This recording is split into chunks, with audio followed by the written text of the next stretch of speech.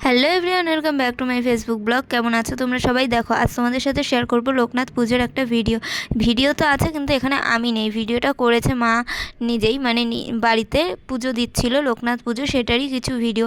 আগেরবার লোকনাথ পুজোয় আমরা অনেক কিছু করেছিলাম, আমি নিজের হাতে পোলাও, আলুর দম, অনেক রকমের ভাজা, পায়েস, অনেক কিছু রান্না করে খাইয়েছিলাম। কিন্তু এবার রবিবার পড়ায় আমি থাকতে পারলাম না। তার আগের দিন ছিল ভোট দিতে, তো বাবার বাড়ি যেতেই হতো।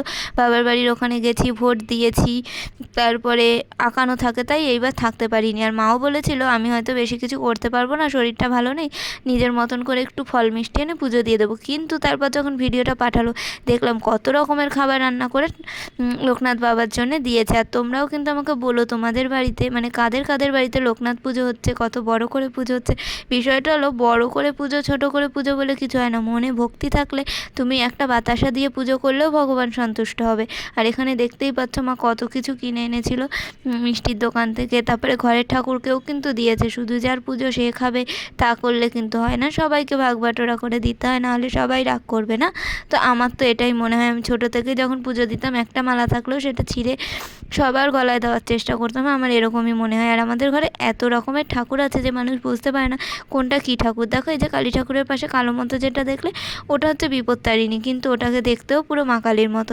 সাই বাবা থেকে শুরু করে হনুমানজি, গীতা, সব রকমের কিছু আছে। আমার মা অনেকক্ষণ ধরে দাঁড়িয়ে দাঁড়িয়ে পুজো দেয়। আর এই যে হচ্ছে আমাদের পুরনো লোকনাথ বাবা, যেটা ছিল আগে, যেটা পুজো করা হয়েছে আগের বছরও, কিন্তু এখন রং চোটে এমন হয়ে গেছে চোখ মুখও বোঝা যায় না, তাই নতুন পাথরের লোকনাথ বাবাটা আনা হয়েছে। আর আমাদের যেই ঠাকুরগুলো পুরনো হয়ে যায় সেগুলো আমরা আলমারির উপর রেখে দিই। গাছতলায় দিয়ে আসা যায়, কিন্তু আমাদের ভালো লাগে না, তার জন্যে এভাবে আমরা আলমারির উপর রেখে দিই। আর আমি পরে সেটাকে পারলে রং করি। আর এই যে মা কালীটাকে দেখছো, মা কালী বা মা তারা যাই হোক, তাকে নাকি পুজো করতে নেই, সেই কারণেই এখানে রাখা হয়েছে। মানে এই কালো কালারের এই নির্দিষ্ট মূর্তিটাই নাকি পুজো করতে নেই, কিন্তু একজন দিয়েছে, ফেলে তো দেওয়া যায় না, ঠাকুর বলে কথা, তাই আলমারির উপর থাকে।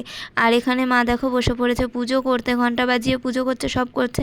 সাউন্ড দিতে পারলাম না, কারণ লোকনাথ বাবার গান চালিয়ে বসেছিল। আর ফেসবুকে তো একটু গান দিলেই কপিরাইট দিয়ে দিচ্ছে আজকাল, তো সেই কারণেই আর গানটা দিতে পারলাম না। আর আমি থাকতে পারলাম না, আমার খুবই খারাপ লাগছিল।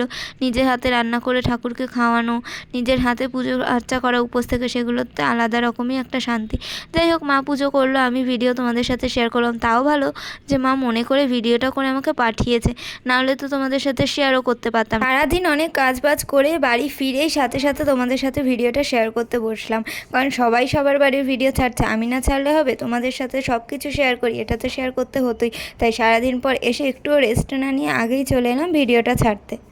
আমি যেমন লোকনাথ পুজো রবিবার পরে বাড়িতে থাকতে পারলাম না, সেরকমই অনেকেই আছে ছুটির দিন দেখে আরও আনন্দ করছে, বাড়িতে বড় করে পুজো আর্চা হচ্ছে, লোকজন আসছে। তো যাই হোক, বাবা লোকনাথের কৃপায় সবাই সুস্থ থেকো, ভালো থেকো, আনন্দে থেকো, খুব মজা করতে থাকো। আজকের মতো টাটা।